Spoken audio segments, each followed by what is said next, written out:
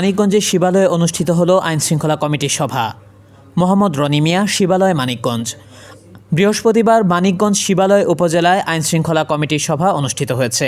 এ সময় উপজেলার ইউনিয়ন পরিষদের চেয়ারম্যান এবং উপজেলা প্রশাসনের কর্মকর্তা কর্মচারীদের সাথে সভায় আইনশৃঙ্খলা বিষয়ক মতবিনিময় সভা করেন। সভার প্রধান অতিথি মানিকগঞ্জ ১ আসনের মাননীয় সংসদ সদস্য সালাউদ্দিন মাহমুদ জাহিদ। এছাড়া উপস্থিত ছিলেন উপজেলা চেয়ারম্যান আলহাজ আব্দুর রহিম খান, উপজেলা ভাইস চেয়ারম্যান আলী আহসান মিঠু, উপজেলা মহিলা ভাইস চেয়ারম্যান রুনা আক্তার।